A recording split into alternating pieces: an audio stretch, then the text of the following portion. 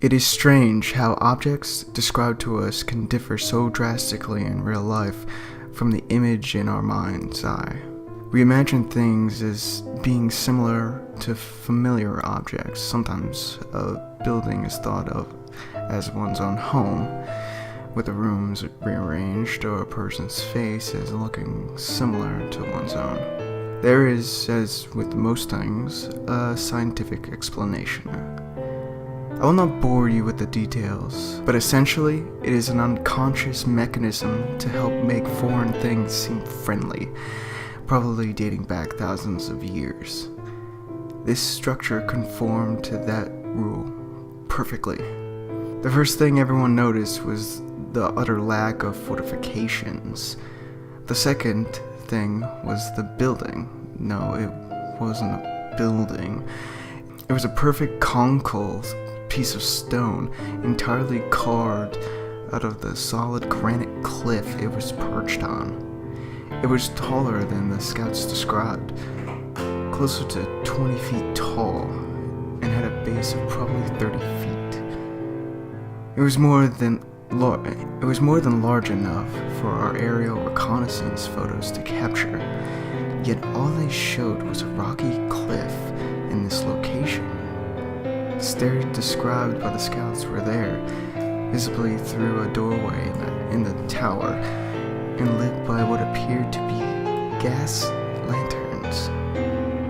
Several men began muttering prayers, and as we observed the surrounding area, it was entirely dark out now, and raining heavily.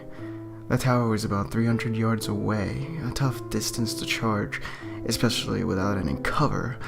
Our machine guns being used as sentry guns back at the base. The whole area was nothing but solid stone for a few hundred yards around, now soaked and slippery from the rain. I looked at my watch for a moment, able to clearly see the time from the light of the tower.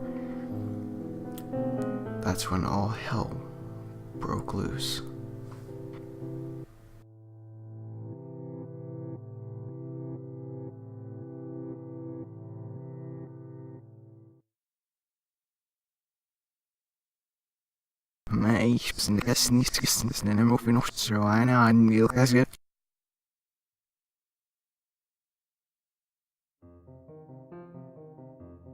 At exactly 9 hours, 24 minutes, and 16 seconds p.m., we heard the sound of machine gun bursts from the direction of the camp.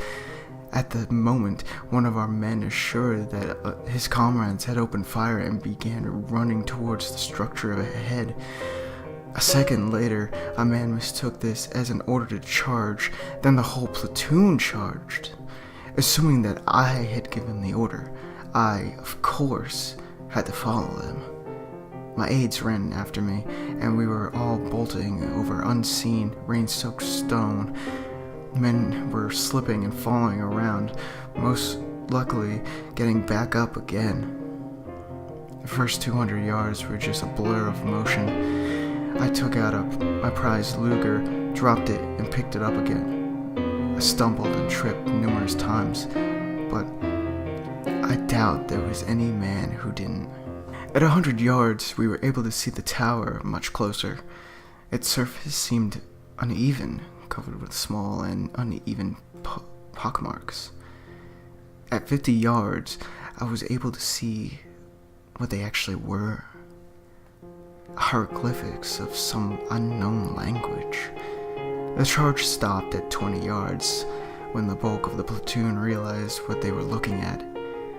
It is merciful that the scouts only saw this thing at a distance. The hieroglyphics seemed to be a mix of Sumerian cuneiform and a variety of other ancient text. Some parts were even in full modern German. The words were tattooed into my mind, and I will never forget them. I doubt any of my men would have forgot them, had they lived long enough to. These are the words. That is not dead which can eternal lie, and with strange aeon Such this strange, meaningless phrase was chiseled at eye level in the stone tower. It was probably a part of a greater writing, mostly in strange cuneiform. The men and I stared long and hard at these words. The ones who prayed quietly in the woods now raised their voices, so the air was a cacophony of Ave Marias and distant gunfire. Suddenly, the gunfire stopped. When the men noticed this, they stopped mid-prayer, and the only sound was the soft roar of the rain. Even the ones who had been shouting loudest were silent now. With the sudden silence, our hearts froze. We looked all around, the shadows of the forest darkened by our proximity to bright light. I turned my attention towards the doorway and the spiraling stairs. The opening was larger than an average man needed to walk through, about 8 feet tall. The inside was large, decorated only with several lanterns and the staircase. Underfoot, the rotten wood floor sank a little under our weight, soaked inside and out with seawater.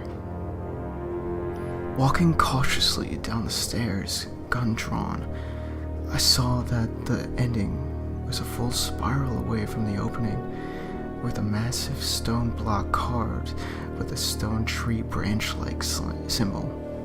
There was no obvious way to open it, but it was clearly a door of some kind. Knocking on it, I observed that it sounded hollow. Calling for a demolition charge, an engineer ran down and placed a TNT charge. We jogged back to a small ravine in the rocky cliff a dozen yards away and ducked down. The engineer kneeled next to us and muttered a prayer as he pushed down the plunger.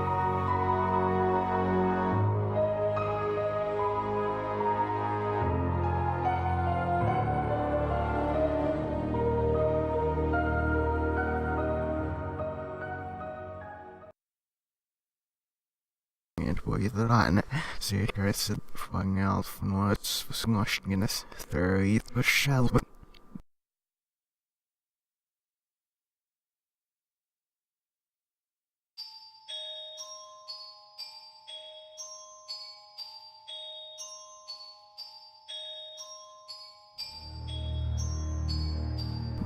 The blast shook the earth, sending chunks of stone flying up the staircase and out of the opening.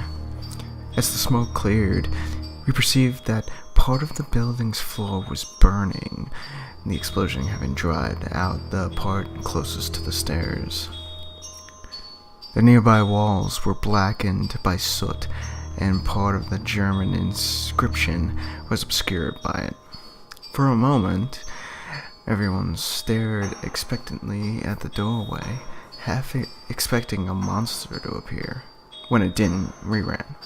We ran back towards the tower, all caution thrown to the wind. The fire was soon put out with the help of a few helmetfuls of rainwater, the floor being only slightly charred due to the water that had no doubt soaked it for years. I decided that we should all explore the stairs, myself in the lead, of course.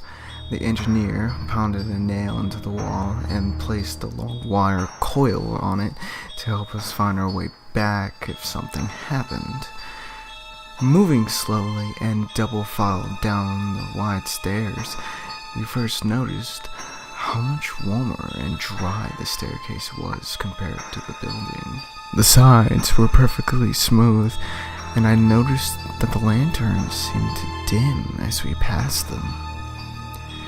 As we descended, the claustrophobia began to eat at some of the men. They could be observed, fidgeting, jumping at every shadow. The glow of the lanterns began to dim noticeably as time went on, quickly plunging us into a dark, twilight glow, the only bright light coming from our flashlights. As we moved deeper and deeper, I noted that the incline was shrinking, the stairs eventually becoming several feet long. This was the point when I realized that this structure might have been built by the Americans or even the mining company. The more I thought about it, the more apprehensive I became. What if some ancient terror lurked deep within the bowels of the structure? Presently, my speculations were cut off with a sudden collective gasp. We had entered into a huge stone chamber made entirely out of massive beige blocks. The room was brighter than the staircase leading to it, and contained no clues to the enigma of its structure. It measured a good 100 feet in all directions, more than big enough for all of the men. He advised me to send down the rest of the men. It seemed safe enough. When we had begun exploring the room, the real horror began. When the last man had entered the room, a door slid out of the opening to the stairs and slammed shut.